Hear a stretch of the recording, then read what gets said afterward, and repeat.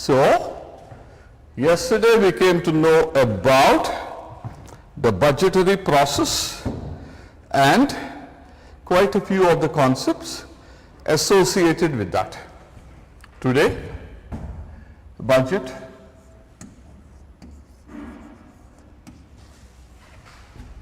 part 2. You comfortable with demands for grants? So now, when the budget was passed,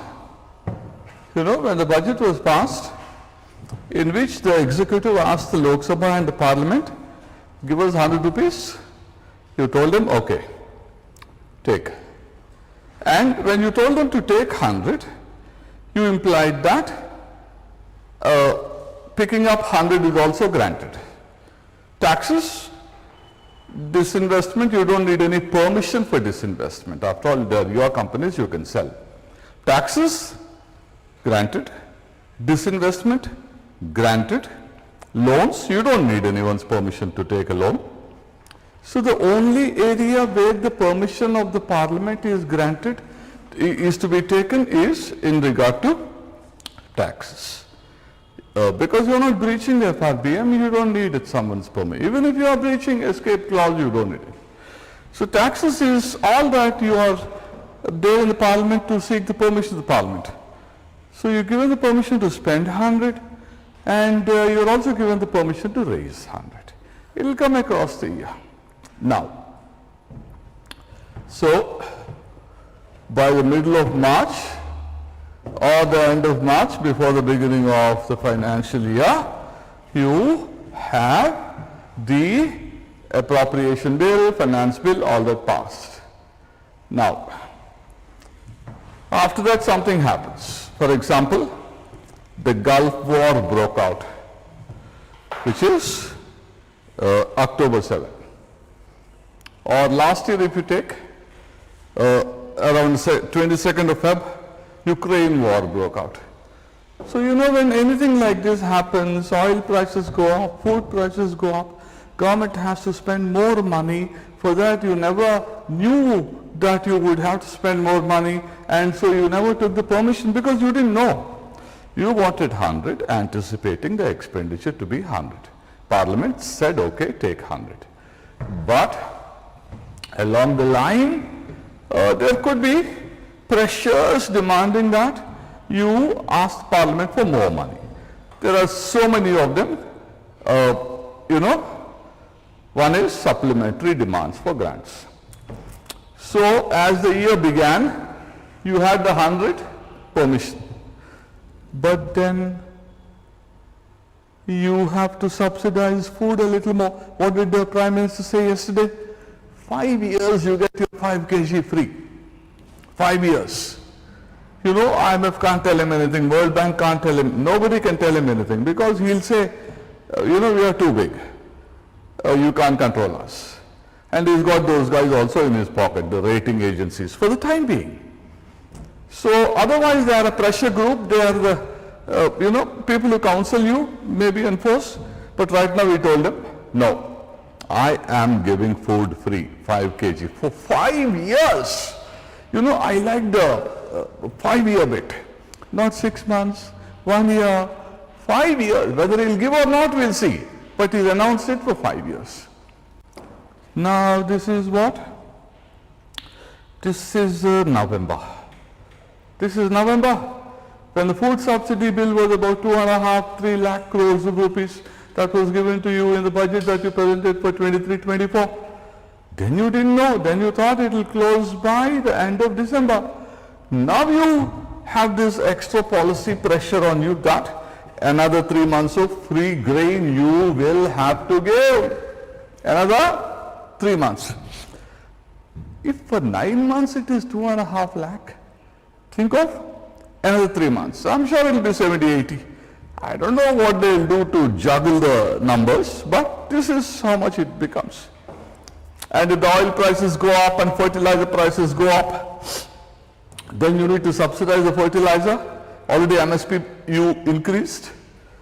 So in the winter session, Honorable Finance Minister will come to the Lok Sabha and she will say, see, unanticipated pressures have cropped up. We require, a little more money, say 50,000, 60,000 crore more.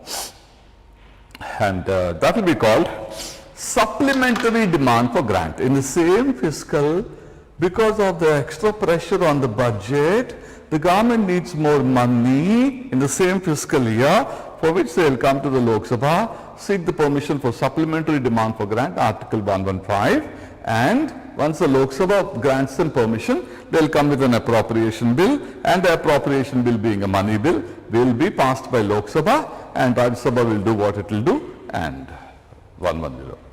So please understand this sequence. You will go to the Lok Sabha with demand for grant. This is step 1. Lok Sabha, this is Lok Sabha. And after the Lok Sabha passes your demand for grant, President and Lok Sabha and all that, then you have a two house. Lok Sabha, Rajya Sabha. This being the appropriation bill, because you have to take money from the consolidated. That is called the appropriation bill. So, appropriation bill is a money bill. Money bill means put it in the Lok Sabha, pass it there. They'll do what they'll do. Come back, certify. President will have to do X or Y. So, demand for grant is step number 1, that is the Lok Sabha prerogative, and after the demand is granted, then you have to come with an appropriation bill, which is a money bill, and after that, when it is passed, the entire money is yours. Now, okay, you came to the Lok Sabha in the month of July for supplementary demand for grant. Now the problem is different, Gulf and all that. There is another problem. Mahatma Gandhi National Rural Employment Guarantee Act or scheme. That's a demand-driven scheme. Okay, in the budget I am allotting 60,000 crore. Let's see. 60 is tentative. After that, if there is more demand, I'll allot more. It's a demand-driven project. That means the money will be allotted according to the demand. We will never keep a ceiling till the fiscal year is over. The last guy, he wants the job, come. Whatever the notified wage will give you. In other words, another supplementary demand for grant you will always come back to Lok Sabha for would be an additional sort of expenditure for Mahatma Gandhi, etc. So this is called a supplementary demand for grant. Same financial year, when you need more money, come back and ask the Lok Sabha and the appropriation will take it. That is supplementary. In the same financial year, this is the financial year, April to March. Within this, you have the supplementary. Why am I emphasizing? You will know very soon. Then there is another, which is additional demand for grant. Additional demand for grant. I'll tell you what is additional. Additional. Additional demand for grant is this. So, okay, elections are coming. When elections are coming, the Prime Minister gets an idea. We have to do something, out of the world to impress the people. Okay, you've done the Anna Yojana, good, very good. It will have a lot of impact. As I gave the example yesterday, Global Institute for Artificial Intelligence, Global University. When you came to the Parliament in the month of February, when you had the original budget passed in the month of March, did you mention about it? No. You never knew you would come up with this idea. Already it's November. You never knew about this, at least Surely you didn't mention it's going to cost 100 crores to begin with. So something that was not there in the original budget, a new service for which you need money. You need additional demand for grant. Additional, new service. Remember, I gave the example of food subsidy. Originally it was there, I needed $1 more. Fertilizer subsidy, originally it was there, I needed $1 more. And the Mahatma Gandhi, originally it was there, I needed $1 more. Yeah? Original demand for grant, which was there in the original budget. If you want more for a service which is already there, you would call it in the same fiscal year, you will come back, you will call it supplementary demand for grant. But this is not original. You never mentioned anything like this in the original budget. So for a service which is not a part of the original budget, if you want to have money for such a service, not a part of the original budget, go to the Lok Sabha, get the additional demand for grant sanctioned, then you go to the Parliament via the Lok Sabha, the other house, and then you have the appropriation bill passed and that money is yours, and go ahead and set up your Global University for Artificial Intelligence. Yeah? Got it? Yeah. Now, you are all secretaries of, let us say, Home Ministry. And he is the Home Minister. You are all secretaries. He gets an idea. Or you get an idea, you tell him, sir, we should have a International Institute for International Center for Counter-Terrorism we must have, sir. Everyone should look up to us. We should have a global fame and all that. You tell him. So he'll ask you how much will it cost. So you don't worry about the cost. In the original budget, I had an inkling we are going to go for this. So we asked for 100 rupees. From there, sir, I can cut corners here, this, that. I'll give you the 100. I mean, you need $1 for that? Global Center Counterterrorism. We can adjust the money from within the there are 20 services for which you got 100 rupees, original budget. Service means an item of expenditure. Independent item and all that. So, sir, from these 20, we can cut corners and show efficiency and all that and spare $1. So, sir, money is not a problem. You tell him. He is mighty happy. He says, okay, how do we do it? Then you will tell him, sir, we'll ask the finance ministry, you gave 100 paisa for this, we'll make it 90 paisa, and you don't understand the language of paisa, so that's okay. Now you gave us say 1,000 crores for this, and we need 950, so 50 from this service to a new service, reappropriation. So finance ministry, you apply, and then they'll grant it. After all, you're saving money, why won't they grant it? And they'll look into all, it's a political decision. So, you through adjustments, you create the 100 crores, tell him, so money is not a problem. But then he will tell you, you will tell him, not he will tell you. You will tell him, see, even then we have to go to the Parliament and tell the Parliament about all this. And in all respect for the Parliament, we need to ask the Parliament for $1 token grant. So, okay, International Institute for Counter-Terrorism, you come in the month of December. When the winter session starts, November, this is November, in a fortnight also, maybe 20 days it will start, unless the timetable already has come. So he'll come, this, that, what's happening, Hamas, Hezbollah, Houthi, Islamic Jihad, all these people, they are not far away, they are right here, and their cousins in Taliban are also a huge threat. With all this, we need to do something global. The world will be thankful, etc. So 100 crore, etc. We got the money, and we are coming here to sort of, respectfully request you for a token buck. So, give us $1. So that is the token grant, which is like the additional grant, except that for the additional grant, which is a new service, token also new service, additional grant you came to the Parliament for the entire money, and for token grant you've come to the Parliament for $1 token. Yeah? You got it now? Okay. So token and additional once again within the same fiscal year. Supplementary same fiscal year. I'm coming for 2 more.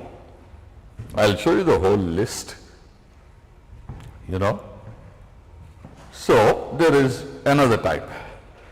Now, I'll put you in the chairs of young bureaucrats. Earlier I gave you the topi for secretaries. Now you are, young sort of, you are there, Noida collector. So what happens? Government gave you 50 crore to build a road. Noida, this municipal commissioner, if there is one. So 50 crore. You got the contractor. So the traditional contractor, he takes up government work. Tell him all this you have to do. By then some prices have gone up and cement and all the prices have gone up. He says, madam, 50 CR, to be honest with you, tough. 55 it takes me and I'll build the whole road all the way to the highway. If 50 crore, it will stop here and it's 50 crore is wasted. Last mile. So you say, okay, go ahead, 55, but I can give you only 50 now, that's there in my account, government account. The other 5, CAG guys will have to come to me, ask me, you got a grant of 50, but you have authorized expenditure of 55. Why? Where is the need? Give us all the details. I'll have to tell them, they'll be convinced, but it will take some time. And then the CAG will have to tell the Public Accounts Committee. Public Accounts Committee will have to be convinced once again. And then the Public Accounts Committee will have to recommend to the Government of India, retrospectively the 5 CR be granted to you. And then you will get, brother, it will take you a bit of time. Then he'll say, okay, my grandfather did contracts for you. I mean, I'm not doing it the first contract, so there is no problem. We'll go for 55. So that is called the excess grant. When the executive spends more than what is granted, the excess of expenditure has to be retrospectively regularized and sanctioned, and that is called the excess grant. You got it now? But from where it will come? Like, it is already in the finance bill or not? No, only 50 is there. But we are spending more now. So We are not spending. You're telling the guy, 55, he told you 55. You told him, take this 50, the other 5 you have to wait. So you wait till the government authorizes retrospectively after 3-4 years, the 5, give him. No? But those 5 will be added in the bill of next year, or it will... 3-4 years, waiting for Christ. But it will come. It will come. Because this guy, 3 years is 3 Sundays for him. He's been dealing with the government. And I've given the Noida example. Noida is part of UP. UP means, if the money ever comes, count your blessings, you got at least 50. 50 out of 55 in UP, he's getting like 60. So he understands that. He understands. So the concept here is that you authorize the expenditure beyond what you've been granted, fully confident that it will be sanctioned retrospectively because you'll be able to explain to CAG, CAG will be able to explain to PAC, PAC will be able to recommend to the government, and all this will happen because this expenditure is justified. Otherwise, just imagine the road comes till here, this is the highway, and you come and go into this, everyone comes and goes into this, yeah? Is that why you build a road? So, there is perfect sense in spending 55. That is excess grant. This is linked to your future career, therefore there could be a question on this. Then I'll give you 2 more examples. One is exceptional grant. This is truly exceptional. Truly, truly exceptional. So the budget is presented. Some ministry, surely it's Home Ministry generally. Home Ministry says, give me 1,000 crore, 5,000 crores of rupees, and I'll tell you nothing about why I'm asking you for this. In this fiscal, I can't tell you anything. In future, we'll see. Grant me 5,000 crore. It's exceptional. I can't tell you anything whatsoever about why I want it. Give me. You respect the Home Ministry, sovereignty, security and all that. So, Lok Sabha says, okay, done. And Parliament, appropriation bill. He will tell you some. That's because, right now, you have to send people to Qatar. Yes? Our Navy retired people are stuck there. They could be decapitated. No, our Prime Minister won't allow that. Qatar is nothing for him. Maybe he can't get somebody from America, but Qatar is nothing. He'll get the King of Qatar to give him pardon. All right, they'll come back, and then pre-election. All this is timetabled for pre-election. Okay, so we need to set aside money. Our people have to be there in Canada, doing whatever. So that Canada money. How can you tell the Parliament I need some money so that I can, shadow the Canada guys? Yeah, Qatar, Gulf. If Hamas could be active there, they're terrorists. They can be anywhere. So, these are understood. They're not told. Give me 5,000 crore and I'll let you know why. Not this year. Certainly not before 31st of March of the upcoming fiscal. That's called exceptional grant. Exceptional grant. Exceptional, of course. In the original budget that you presented, did you not give... See, remember one thing, even if you want 1 rupee from the Lok Sabha and the Parliament, demand for grant and appropriation bill, I need to know why you need the 1 rupee. You should give such a detailed breakup. You want 100 crores of rupees for schools? Salary, building, brick by brick, sports, library, food, duster, computer. Minutest of the breakup you need to give. After all, you're accountable to the Parliament, and Parliament needs to know all about why you want money. Yeah? So it is granted only to Home Ministry. You please tell me, you are such an active person.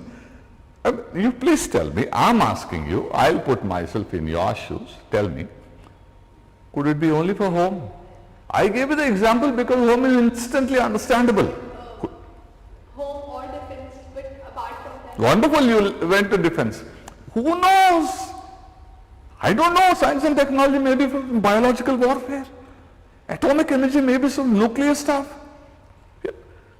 I'm glad from home you jumped to defense. That is proof enough that all is well. Yeah? Okay. Now, so you know about the exceptional. Then I'm coming to near exceptional, which is called the vote of credit. Vote of credit is this. In this fiscal, give me 1,000 crores. 1,000, 2,000, 5,000, whatever. I can give you some details. I can tell you I'm going to spend it for border management. I can't tell you China. I can't tell you Pakistan. Maybe it's Nepal. Maybe King of Bhutan is right now here in India because he has to explain to India. Because 80% of their economy is Indian. He's talking to Chinese people. And China has too much of clout. I must tell you, we are worried. How long can we delay his, friendship with China? So he's here. So, I don't know the entire border. Maybe it is some defenses for Sri Lanka, also some maritime stuff. I can't tell you. Give me 2,000 crore. It is about border management. I can't give you more details right now. In future, I will give you. This is all I can tell you at this moment. And this is called vote of credit. Vote of credit, yeah? So this is original demand for grant, supplementary, token, additional, exceptional, excess vote of credit. Vote of credit is called post-dated check. I don't know why. The post-dated check is actually the exceptional grant. But then tomorrow the question can very well come. One of the following is referred to as a post-dated check. That is vote of credit. That is why I gave it in my notes also. Vote of credit. You can suspect such a question could come. Dharmendra ji, please take over. Shouldn't excess grant be the post-dated grant? Excess grant should be the post-dated grant. Excess is what? You said that we call vote of credit the post-dated grant. Vote of credit, yeah. It should Excess, where is the grant? This guy has faith in you. But that's why Whether it will come or not, if once you give post-dated check to him, CAG is not convinced about you, the check will bounce and you will be inside. Yes? Yeah, here is the staff, you know. Oh, lovely, decked it up. Superb. Yeah.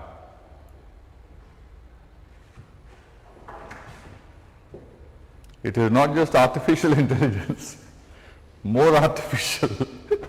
Dharmendraji is making it more artificial.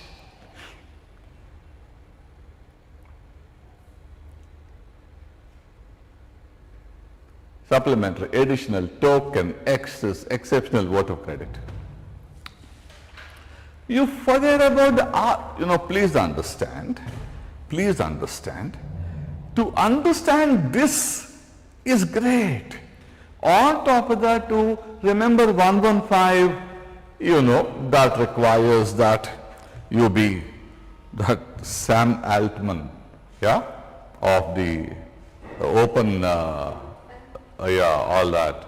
So please, understand. Don't try to capture all these articles. But it's within my responsibility to show you this. This, if you allow me. This is the stuff. Sorry to have struck it down. You know what I mean.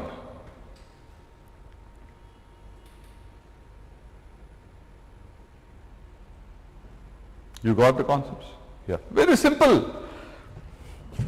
So, before this, did we discuss something for which I thought there was a graphic available? This is all anti-defection law. Lots of anti-defection law today. Yes. This is a super graphic, please. And I think it's a two-part thing, na? Yeah. Please take a look.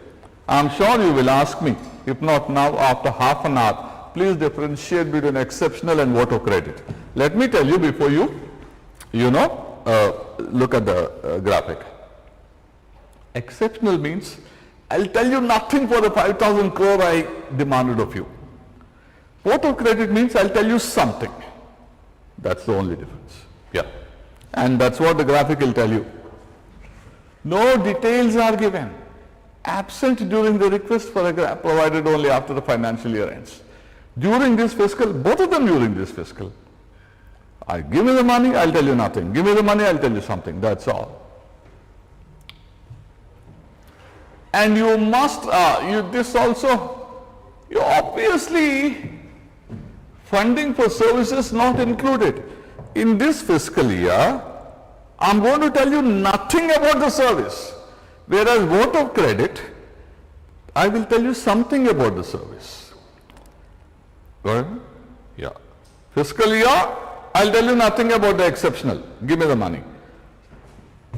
In the vote of, we would still be going to Parliament to take the money. Na? We won't just give them the information. We won't? We would give them the information of why, but we would go there only to take the money. You tell me. By now you can write the constitution. Yeah. Tell me. What will you write?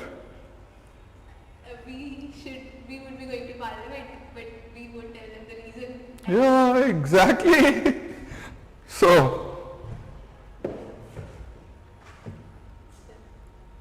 word of credit, yeah. Allocation for unexpected, okay, unexpected, what unexpected? Resources that cannot be specified with full data. I'm telling you border management.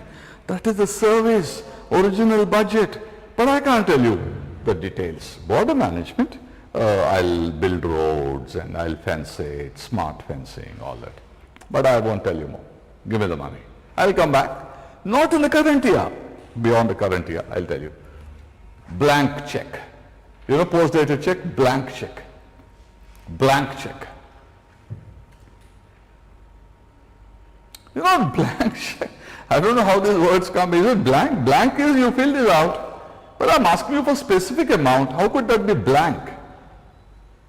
Yeah, specific amount I'm asking you. It can't be blank. But when the words come and when they are in circulation, you need to follow. You can't question. It's become the convention to say it's a blank check. So say a blank.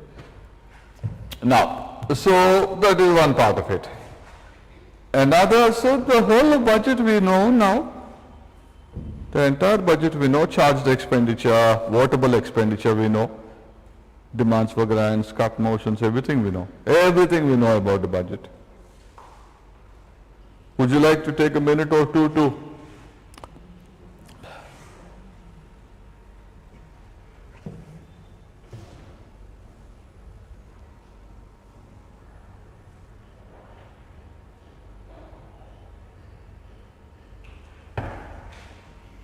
Now we have to see how the Parliament controls the executive. How the Parliament controls the executive. We have to see that. That we know, you are the Parliament, I am the executive, you have to control me. We are a parliamentary democracy where executive is a part of the Parliament, ministers.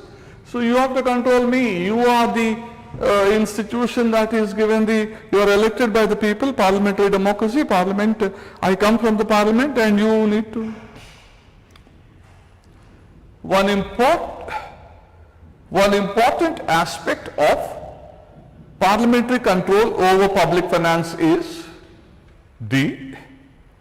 a lot of important aspects of the committee system.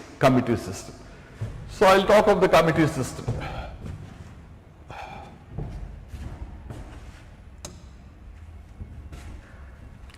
Financial committees. You know, examiner loves them. He keeps asking all the public accounts committee, estimates committee.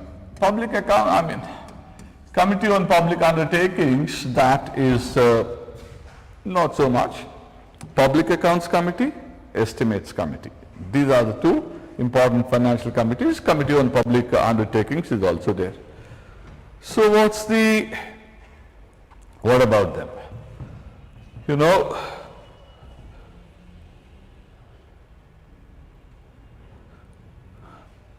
see, Lok Sabha, Rajya Sabha, yes? You know,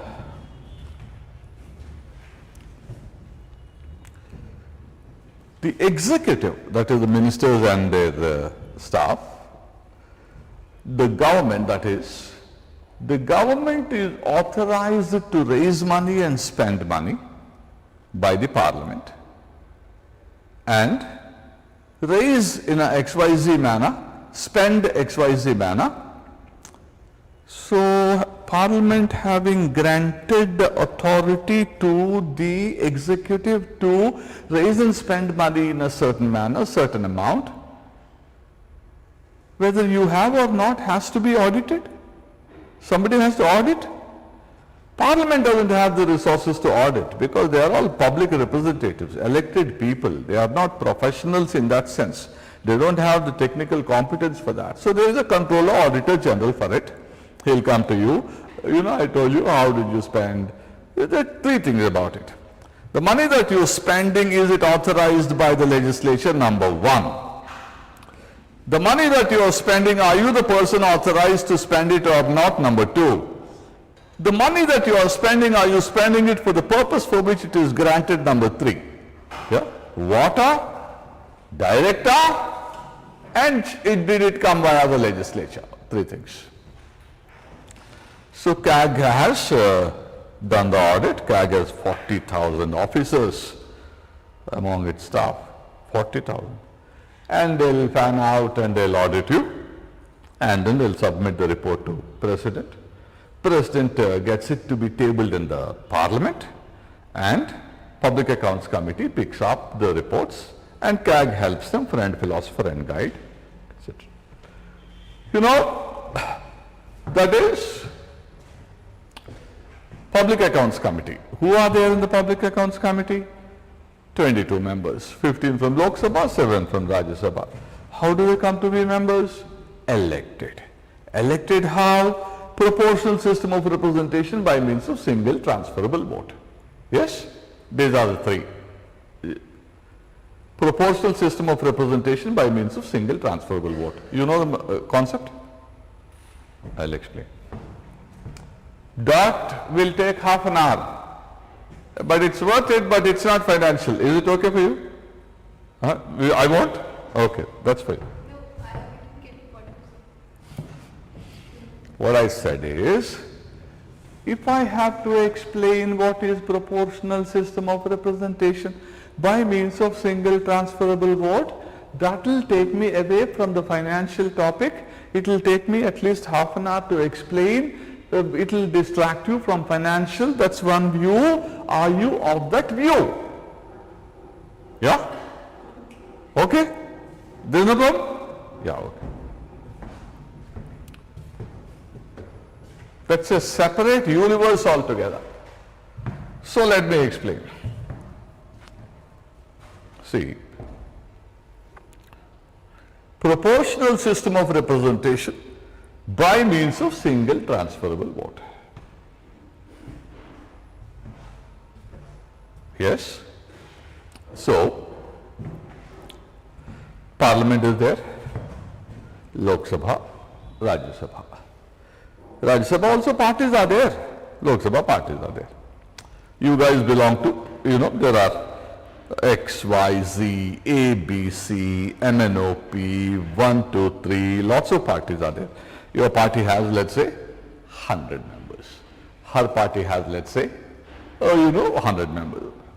There are regional parties, BRS and DMK and TDP and YSR. So, okay, you belong to, let us say, Biju Janata Dal, BJD. You guys are about 22. She is DMK. She has about 20. She is, let us say, some BRS, whatever. See, Lok Sabha has 543. 543. If you elect the members by majority, all the 15 of Lok Sabha, all of them will belong to which party? Yeah, ABC party. Then where is multi-party democracy, where is multiplicity of views, and where is broad-based representation in the committee? It will be, again like the government.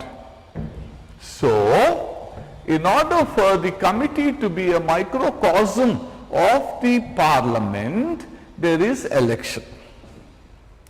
In that election, proportional system of representation by means of single transferable vote,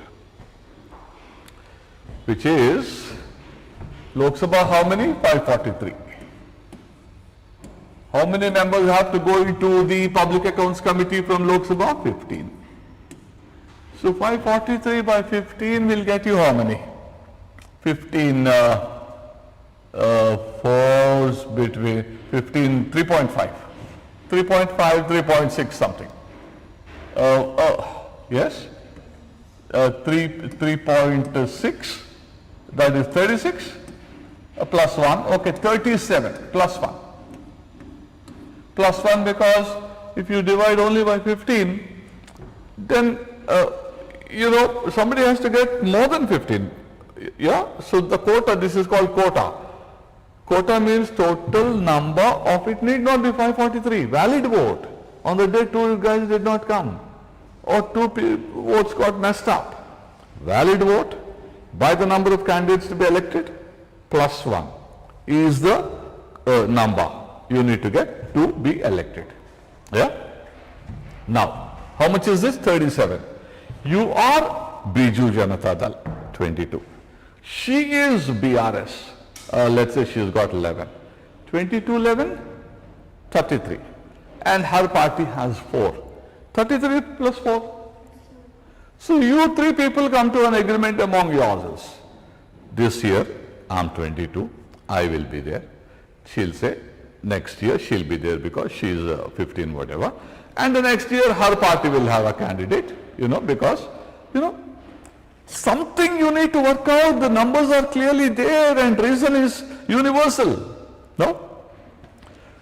In other words, when you have proportional system of representation, It will give representation to the political parties in proportion to their presence in the house.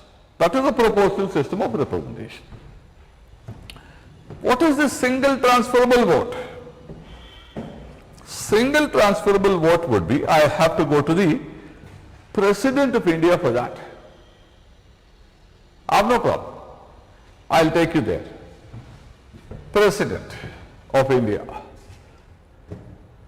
You know, President of India, there you have the Electoral College.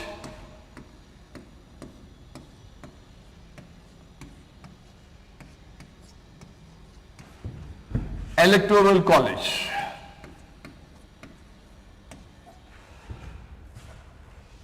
You are all elected members of Parliament, elected members of Parliament, elected members of the state legislative assemblies come together, elected. And of course Delhi, Puducherry, and tomorrow next election J&K also will be there. Last election they were not there. All the elected members make up the Electoral College. 543, 233 Rajya Sabha, and all the states in Delhi, you come together. It works out to about 800 something, 800 here, 4,000 something there. That will be the Electoral College.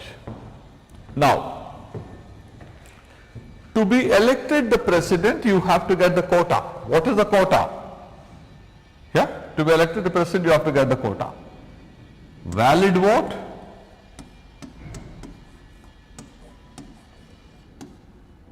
divided by the number of candidates to be elected, which is 1, gets you nowhere, plus 1, you can have 2 presidents, plus 1.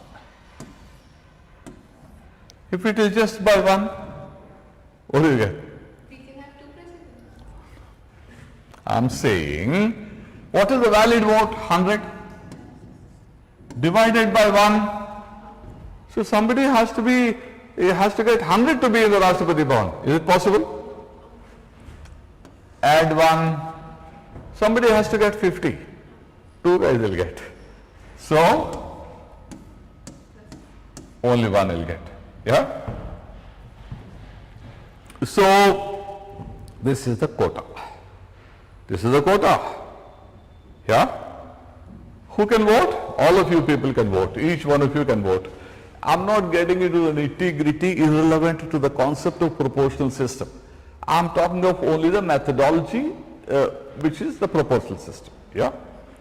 So, you people are what? So you voting? Somebody to be elected requires to get 50% plus 1. Yeah? That's called the quota. So let us say, go back to 1969.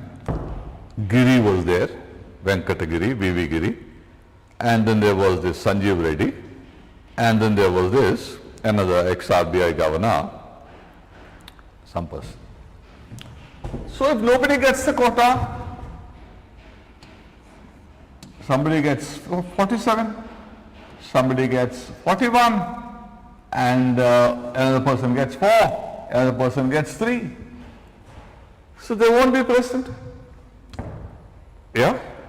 In France, if nobody gets 50% plus 1, there will be a runoff election. See, there is election. In that, a lot of people contested. Nobody got 50. You got 49, she got 49. Both of you got equal, and nobody got 50. Then you know what happens? All other contestants in the race, in the first round, they get, eliminated. You two people go into the next round called the runoff round, and in that one of you will certainly get the majority, and thus, again if you get 50-50, it never happened.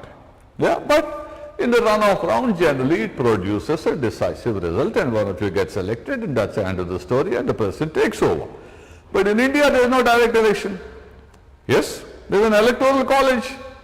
To get the electoral college once again to vote in case of a stalemate, nobody gets a majority. Too silly. So the makers of the constitution thought up single but transferable. You know what I did? I'm one of the members of the electoral college. I voted for you. I voted for you, and that's okay, you got 47 something. There's another guy who voted for this man. He voted for this man, first preference. Everyone expresses first preference. My first preference, second preference, like that. Another guy is there, his first preference is this guy. Yeah? Next preference is you. Then you know, 47, 41. Yeah? What's on 41? Neither got the quota. This man requires 4 more, this man requires 10 more to get there. Yes? Now, this 4, the man who voted for this guy, voted for you. You become 48.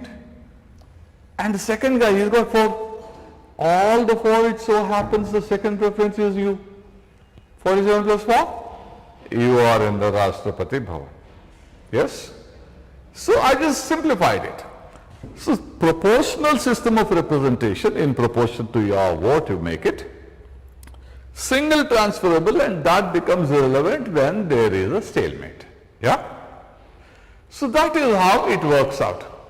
But then one of you will certainly ask me one thing. I'm sure you will ask because you are, childlike minds.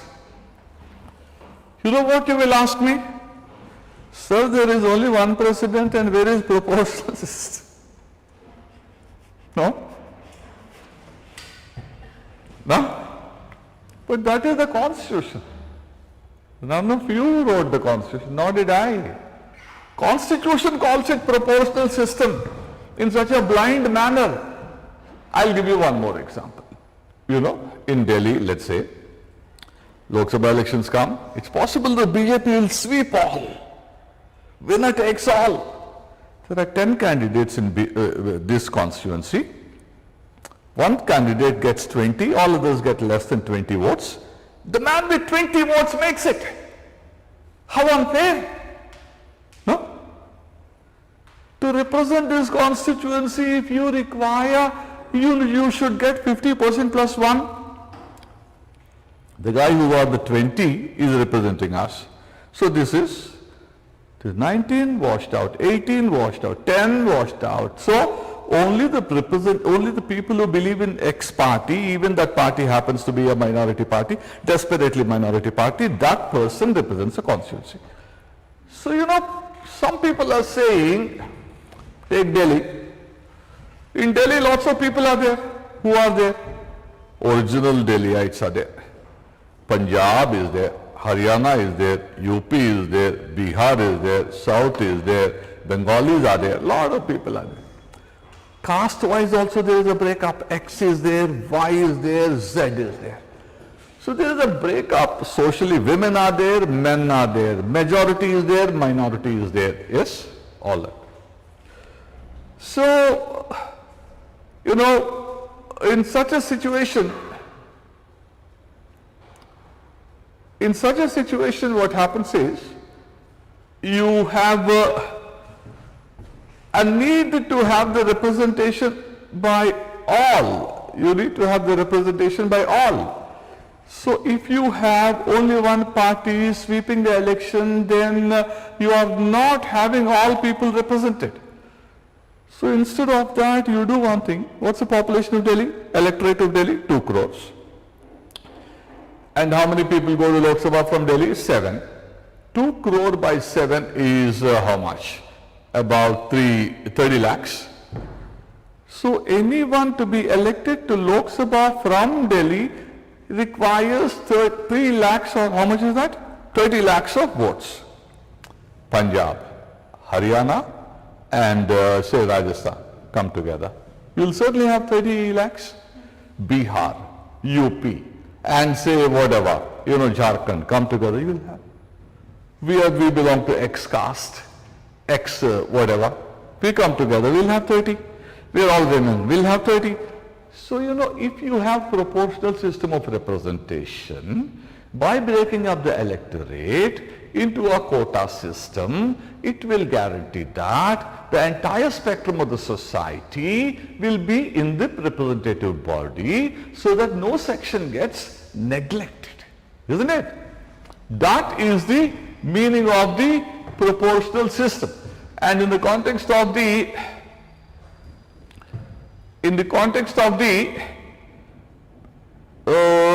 Public Accounts Committee and how the members come to be elected, what's the principle? I have told you the principal proportional system. That imposed on me the obligation to go into all this. Yeah? You got it now. So Public Accounts Committee does that. Rest of the details I'll show you. Dharmendraji, the graphic.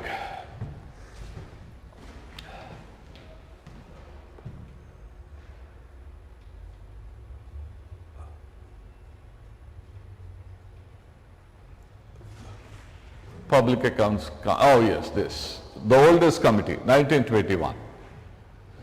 Before 50, until 67 it had only Lok Sabha. After that, it had people from pre-54 up to 54, only Lok Sabha. From 54, 7 from Rajya Sabha. Yes? So tomorrow the multiple is, from the beginning the Public Accounts Committee had representation of both the houses. That's wrong. It's not from the beginning. From the beginning, it was set up in 1921. It had only members from, even after the independence till 54, it had only members from the Lok Sabha only. 54, it got expanded to a bilateral, bicameral body. And the chairperson of the Public Accounts Committee is, a lot of opposition parties are there. The largest opposition party, a member of that largest opposition party happens to be the largest opposition party will sponsor the candidate, a member of the Lok Sabha, to be the chairperson, and that person will be appointed by the speaker. Parliament to examine government expenditure. 1 year, their life is 1 year. Ministers can't be elected to the committee. Ministers can't be elected. You could have a minister as a member, but then non-voting member. That's there in the Constitution. It came in the exam also. So that's about the Public Accounts Committee.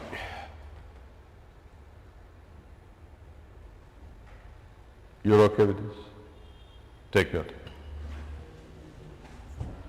You hold the government accountable. That is why the opposition chairperson. So that is objective, means he is critical. He does not blindly support the government.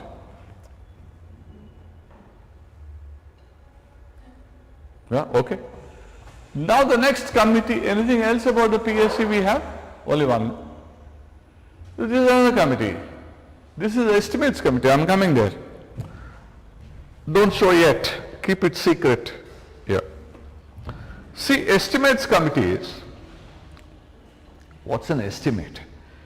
In this month of November, the budget making process already started. Budget making process already started. Say you are the finance minister. All these ministries have been telling you, madam, last year you gave me 65,000 crore, since then ABCD, give us 75. No, how can you ask for 75? We are under pressure. Okay, madam, 74. No, 66. This haggling goes on, marketplace. So finally, by the beginning of Jan or so, with a phone call from the guys who matter, they'll get 68,000 crores. That is called the estimate. So through all the haggling, you arrive at the amount that they will be granted. That is called the estimate. And the estimate becomes a part of the budget. It will take the name demand for grant. Yeah? Okay. So the estimate has to be formulated well. Okay, estimate. I'll give you one example. You know the example? Sir, let us start a scheme for poverty alleviation. Okay. Poverty alleviation. Where is the office? Sir, we can have the office in a 5-star hotel. Yeah? Like I remember, 15 years back, Government of India, that is the Congress Ministry, was there. Both the Cabinet Minister and the Minister of State, both of them, for External Affairs, both of them were staying in Ashok Hotel. You know, the name of the ministry is External Affairs. So, you know, this is no way to spend public money. Yeah? You should show estimates in a manner which enhances the efficiency and effectiveness of public expenditure and helps to.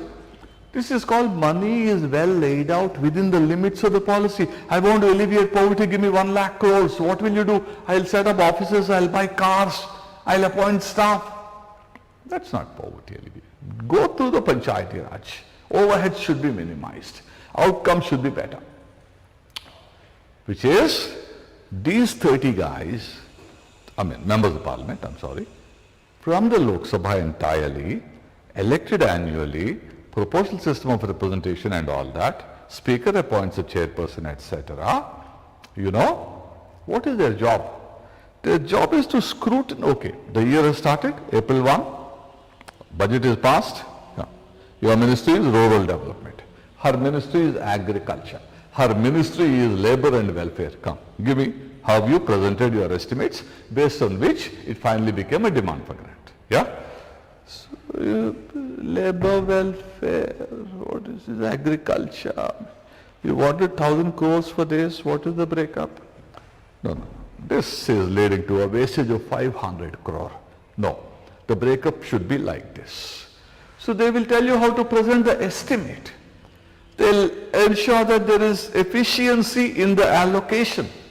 And that is why it is called a continuous economy committee. Their job is only one thing. Save money, number 1.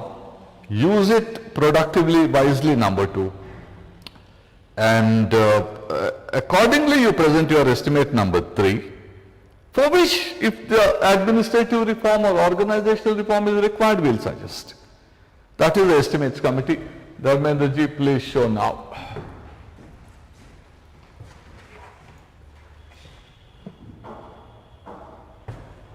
This is the estimates committee. Advise on economies, efficiency, reforms, policies for enhanced efficiency, assess whether spending aligns with the policy. What is, you asked me for money for poverty alleviation. What are you spending on? Yes? You want to build rural roads. How will you build? What is the organizational mechanism? Will you set up a special purpose vehicle for that? Or will it be executed by the Ministry of Roads and Buildings by the state? If the Roads and Buildings Ministry has to execute a centrally sponsored scheme, makes no sense. All these things you guys with 30 years of experience will have worked out. Just in case it escapes your attention, estimates committee is always there to tell you this is the way to go about, that's not the way to go about because that will lead to wastage. This will save money, etc.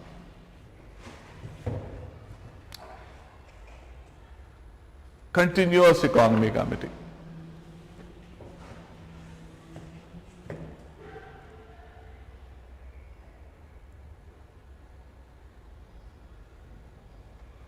Understand this now. This is all. You don't need to read anything more at all. Maximum you have to spend on estimates committee 2 minutes. But the most important thing about estimates committee is they will scrutinize the estimates of not all ministries. 50 ministries are there. I'm the estimates committee. Depending upon my discretion, I will ask 2 or 3 of the ministries, send me the way you formulated your estimates. While the financial year for which you got the money is still on. Please listen to me very carefully, this will come. You presented the budget, demands for grants, which are otherwise estimates till then. March, granted, April to March. I'm asking you those things you send me, current. In that very fiscal year in which the estimates that you wanted the money to be spared by the parliament, in which those estimates are operating. Got it? That is special about it. It's not retrospective. Unless you liberalize the meaning of retrospective. In that very current year, it is scrutinizing, number 1. It doesn't scrutinize the demands for grants of all the ministries, number 2. Demands for green estimates, only 2, 3. Yeah, I think all that should be here.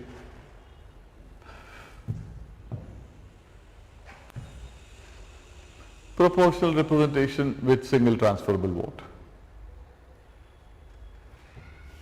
Nickname. It is called Continuous Economy Committee. Don't say nickname and all that. We still respect some formal words. You can say it is called continuous because that's its focus. And similarly, there is a committee, parliamentary committee on public undertakings. Again 22. This is 30. This is 30. Please see. Where is this? 30. All from Lok Sabha. The only committee where there is entire Lok Sabha, financial committees. The other two are bicameral. That also has 22. Committee on public undertakings, that gives the purpose away. They scrutinize the annual reports of them and they see if they are operating commercially or not, and everything else about the public sector undertakings. So the estimate committee of this year, 2023-24, would estimate for this year only? They will ask the estimates of 2-3 ministries to pass on those, how they formulated the estimates. Give me the papers. Yeah, give me the papers. I'll see the papers. 1,000 crores for dam building, 1,000 crores for, this, whatever. How did you come to this estimate number 1? What is the breakup number 2? Is the breakup scientific, objective, etc. number 3? Is this going to lead to waste number 4? In which case, do it like this, format it like this, administrative setup, organizational setup like this, and in case I think this breakup is wrong, I will tell you not 20, I'll give 50. So your question, I'll tell you what's troubling you. So after the budget has been granted, what is the point? Futuristic.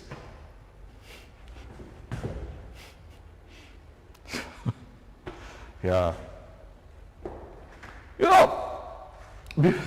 Before the estimate is finalized, I can't ask you. That will be, quite strange. So in future, after all, everything, they are all like post facto.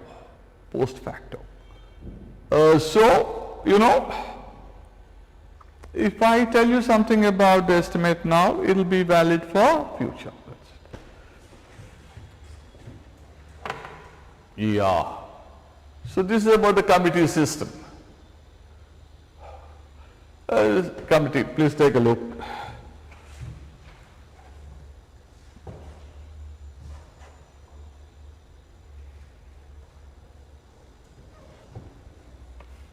You are Hindustan Aeronautics Limited, show me. Their last annual financial report. It's post facto, it's not like estimates committee. You presented your report already. How are you doing? You are, let us say, Bharat Heavy Electricals. So some important NTPC, whatever. Select specific public undertakings or subjects for examination within its scope.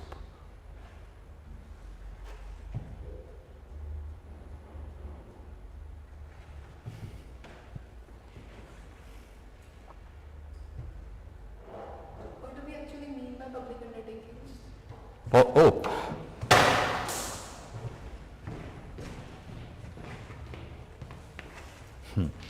Public undertaking is government undertaking of a commercial nature. There is a government company, Hindustan Aeronautics Limited. There is a government corporation set up by Parliament. They are all commercial undertakings, number 1. They have certain social principles, number 2. They don't exist for only profit, number 3. Yeah? It doesn't mean that they don't like profit, they don't seek profits, but they don't exist only for profit. And they are set up by the government, number 4. And in that, the government has a majority equity, 50% plus, number 5. That's it. And eventually they are all accountable to the government of India because government owns them. Yeah. Did you done? Okay. Now, I want to talk about,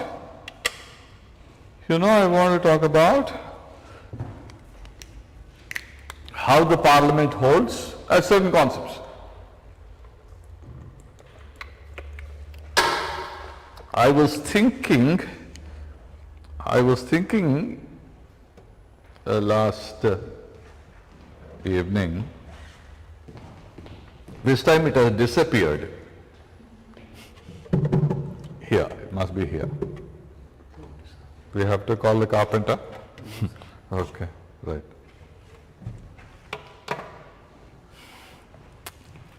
You know, there are two concepts here. Outcome budget, gender budget. Follow me carefully. And there is one more concept called tax expenditure statement.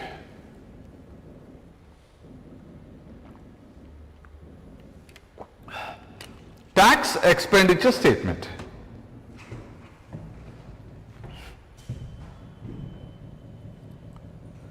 You know what is tax expenditure statement? That's a brilliant concept. And it came 10 years back, it came exactly today, it came in the new system of the exam, 4 papers of GS. Very important concept. See, the government gives tax exemptions for a variety of purposes.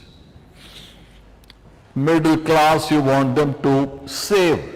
Let them save in certain bonds, tax exempt. Gold bond, capital gains are tax exempt. And you want them to build houses for certain amount, tax exempt. You want them to invest in mutual funds, certain amount, tax exempt. Take corporates. Go and invest in Uttarakhand. Pharmaceutical, tax exempt. J&K, go and invest, tax exempt.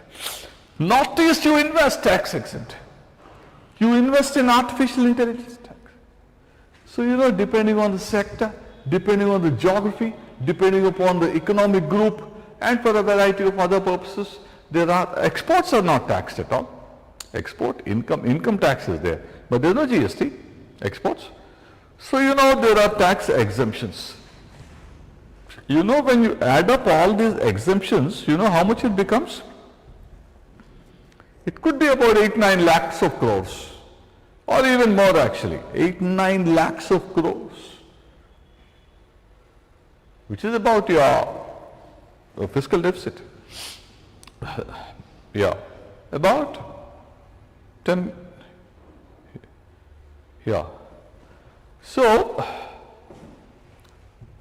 do you think, okay, is it all given to the cronies? You are the government, these are the cronies. You know, there are the businessmen who are the friends of the political leaders. You give them tax exemption, you know, you have this nexus. Is it so?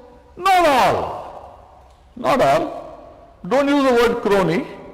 You have to incentivize them to invest, therefore you give them tax exemption. Middle class deserve, etc., etc.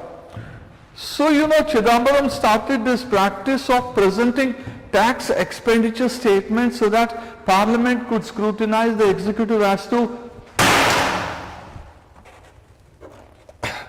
you know, one pen holder we'll keep from next time. Yeah? I think that should hold.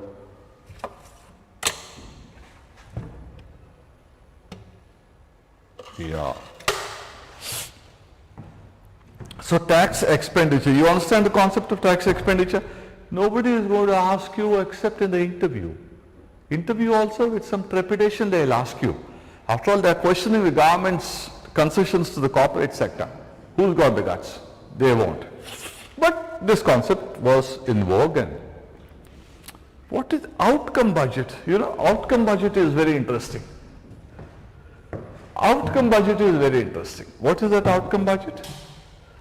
Outcome budget is, see, take your case, aspirant, outlay, output, outcome. Outlay, 100 rupees I've spent. Output, see, this is economics, environment, these are the multiple choice questions. Output, see, my electricity bill is this much. Output. Outlay, the amount you spent. Output, the physical goods that you. Outcome is, how much have you understood, number one? Are you able to write well, number two? If the multiple choice questions, has your comfort level grown exponentially, number three? I'll give you the example of, take 100 rupees you spent on health, public health. 100 rupees is the outlay. Earlier you would, 100 rupees. What is the output? These are the hospitals we built, refrigerators we bought, other equipment we bought. These are the, cots we bought, etc. Output. Outcome. IMR I want, NMR I want. What is the general level of well-being here, number three? What is the, all that hidden hunger, etc. What the prevalence of diseases? I want the outcomes, the results. Don't tell me we spent 100. Don't tell me we built this many buildings. No. Tell me the outcomes. I'll give you one more example. The expenditure on education, if you tell me, I'm not impressed. The number of schools that you built, if you tell me, I'm not impressed. I'm impressed by, where are the kids? How many are coming? Are girls also coming? Midday meal, is it there? Child labor, has it vanished? Are they all learning well? What are the learning outcomes? How many of them are going for after 10, 11, 12 and all that? I want outcomes. Coming to the class every day, the kid is coming because, he's just mechanically going. Is he learning? People are there in the 4th class, 2 plus 2 they may be able to work out, but 2 plus 3 they are not able to. That's because, please don't blame them. If you blame them, then you don't even know what's happening. You are a problem. If you blame them, don't even blame the teacher. Poor teacher, you know what the teacher does? The teacher goes for caste survey. 1 month, no classes. After that, municipal elections she'll go. 1 month, no classes. And she will catch fever because of the pressure. 1 month, no classes. So the lady has to teach. After all, she wants to teach, but you are sending her for all sorts of non-academic stuff. She is not able to teach. Kids are not able to learn. The kid also gets the doubt, my brother studied here, he got nowhere. All these people in my neighborhood studied, they got nowhere. What am I going to do after studying? Why are they teaching me about bacteria and virus? What relation does it have for my life? Because only the middle class and above, they take education very seriously. Because education means everything. Below that, lots of, but the teacher's genius is in inspiring them to study. Inspiring them to study. You have to teach them. You don't teach. That's because, there's cynicism everywhere. But then, see, our job is to neutralize cynicism and become optimistic even in the most trying circumstances, isn't it? That is how we define ourselves, against all odds. But still, when you want to see $100 on education, 10 schools built, I'm not happy yet, unless you tell me a lot of outcomes have been delivered. Yeah? Outcome budget. You spent 100 on afforestation. You spent 100 on afforestation. Okay, you spent 100. What is the species you planted? You know what is the species that you planted? Eucalyptus. Yeah, it has taken away all the water. But even to assume it has taken away all the water is wrong. You know why? You planted, some goat has eaten it up. You don't know. But if you tell me 100 I spent, 100 acres I have covered, I'm not at all impressed. Where are the plants? How much of carbon sequestration has taken place? How much of soil is held? How much of fertility has improved? How much of productivity has improved? Yes? All the multiple, shades of the outcome, please document and tell me. You may say, where are the experienced people for that? Where are the experienced people for that? There are. See, Indian youngsters,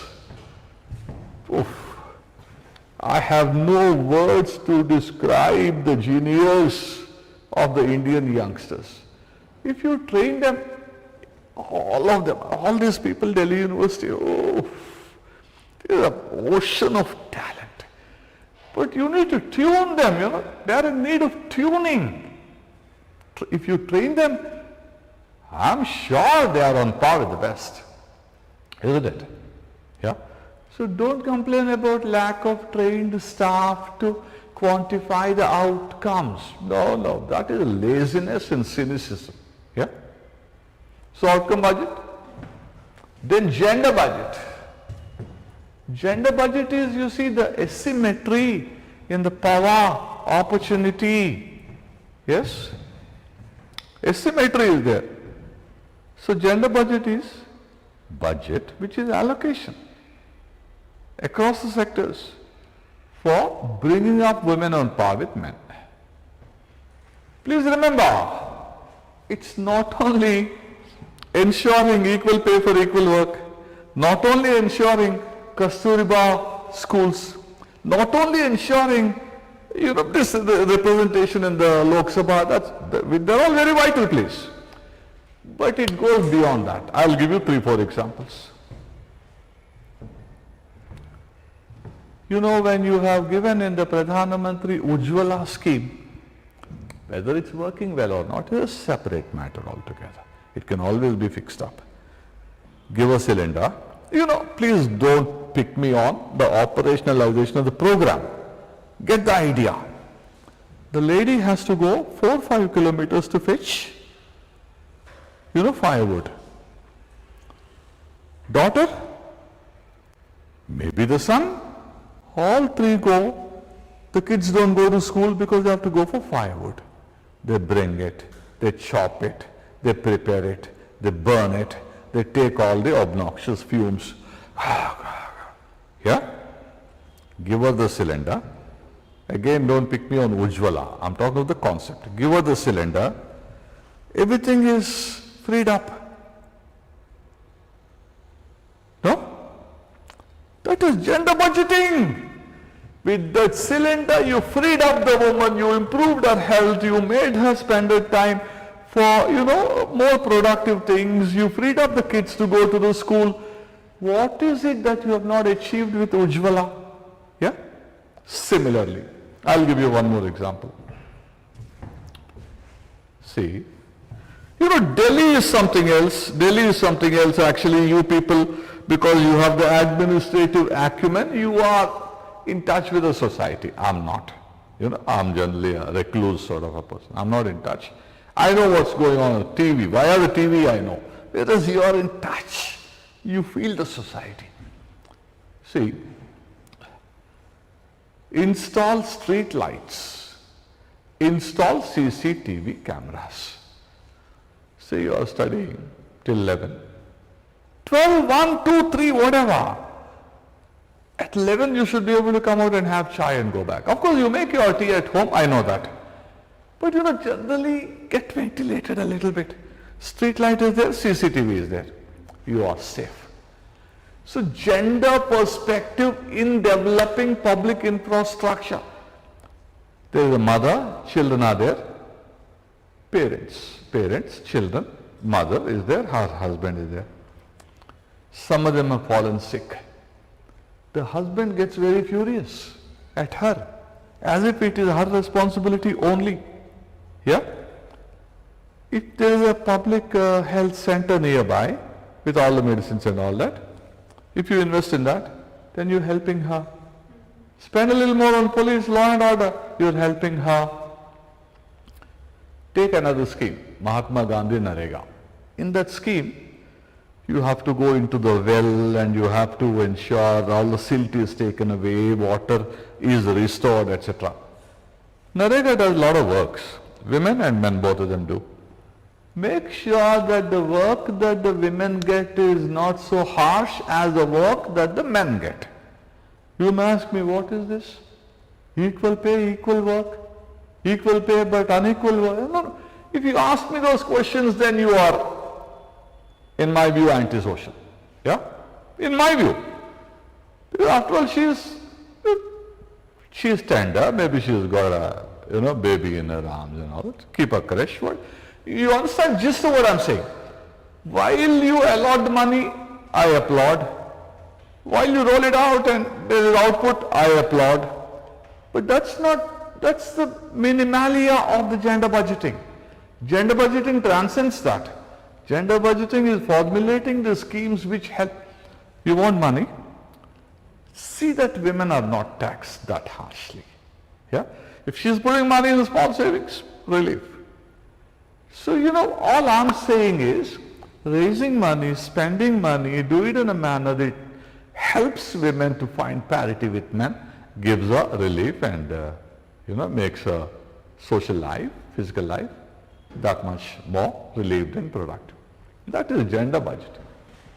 That is gender budgeting.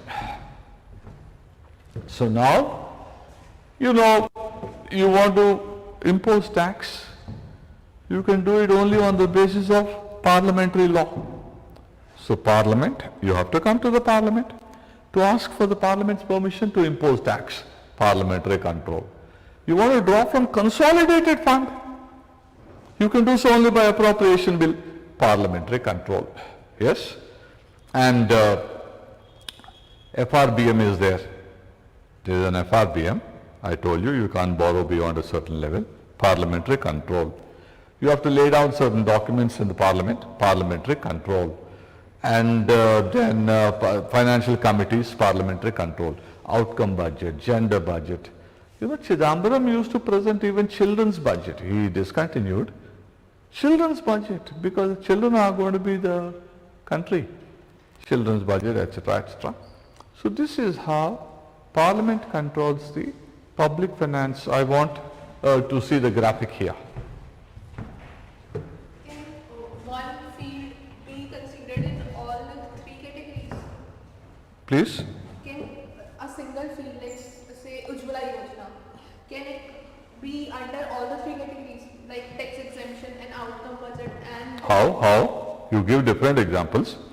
Ujjwala gives you financial relief through subsidization. Ujjwala gives you physical relief, you don't have to run around for firewood. Ujjwala gives you relief on the health front because the fumes are not being taken in. Ujjwala gives free time for the kids to go to school and study. So it does come under all the three? Tax it doesn't. It gives subsidy, no? Financial relief. So it's You show it, yeah, you show it, okay, you show it. Please, you've come to a stage where you can take decisions on your own. Don't have to ask me. You're seeing it clearly. Write it, that's all. Yeah. And it will be presented when, not with the budget, of course. Along with the budget. Along with the budget, this is the outcome budget. Outcome budget, this is what we are spending, this is the output, these are the outcomes we are expecting. So, for the outcome budget of this year, it will be presented with the budget of next year, right? Next year you come back and tell me if the outcomes are, at what stage of realization they are. But if you go through the outcome budgets being put up on the website of the Ministry of Finance, all the enthusiasm I generated in you will disappear. They are so poorly drafted and tracked, such a letdown. Yeah. Outcome.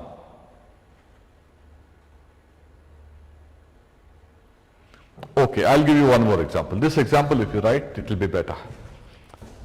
Pradhana Mantri Grama Sadak, 100 rupees. 100 roads are built. Have you completed them, number one? Are you maintaining them, number two? What is the developmental spin-off?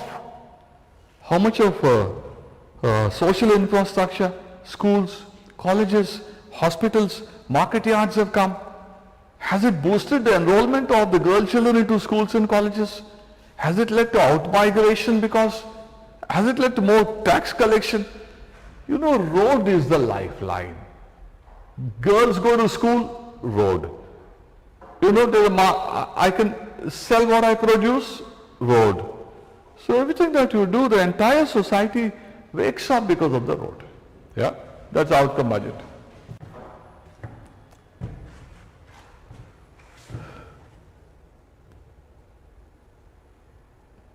Now you don't have to read anything. What you know, it takes you about a minute or so to get a perspective and analytical line. That's it.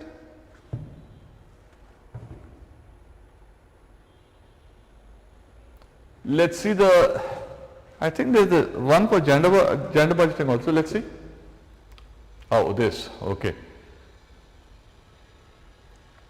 There are gender budget cells also in every ministry. How much is being spent on women? How are we spending on women? What are the outcomes? All that is being tracked, but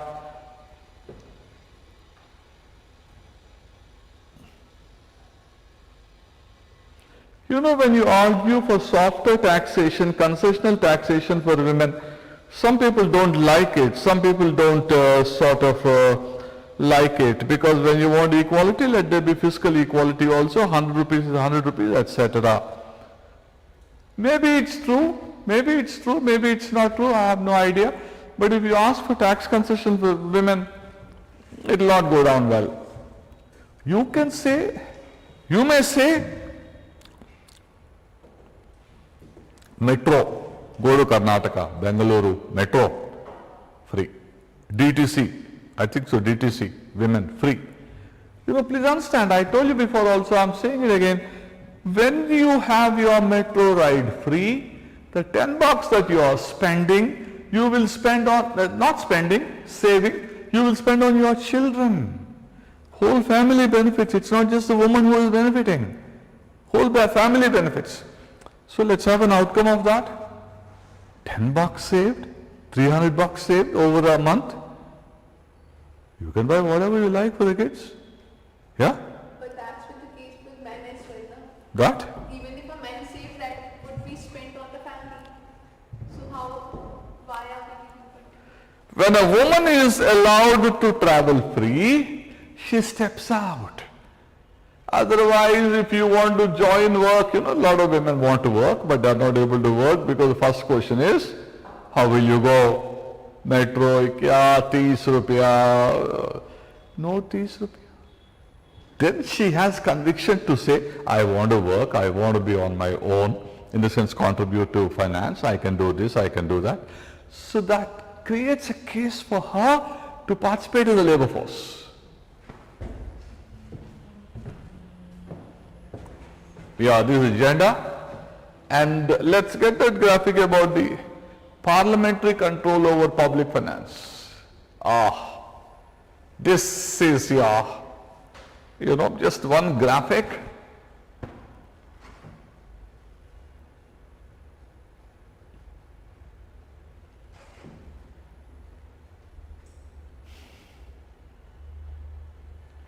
I told you no tax can be levied without the authority of law. Law means parliament in this case. Nothing can be withdrawn from the consolidated minus an appropriation bill. Don't try to remember the articles, for God's sake. And then I regulate your borrowing power. Parliament regulates 292. And then FRDM, the documents on the basis of which you are held accountable. Cut motions. Parliament, you're presenting the budget. I put pressure on you to spend more on education, health, roads, etc. So Parliament has the power to ensure that executive spends on the socio-economic development in an appropriate manner.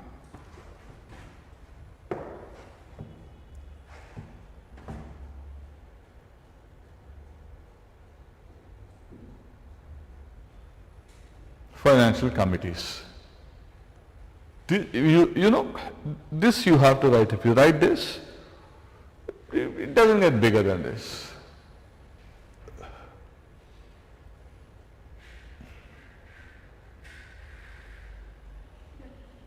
Yeah, done? Anything related? Or next is, we have seen this. Then we have to go to anti-defection. Okay. The financial side is over, and we also had a little excursion into proportional system of representation, single transferability, all that. Now we are extremely comfortable. You know, you go through the way the president is elected. You will love it. Now, let's see the anti-defection law. I want to discuss this so that you find your feet in the parliament. Because see, now that you learned this much, you just need a trigger. You just need a trigger so that, you know, you can go on a rampage.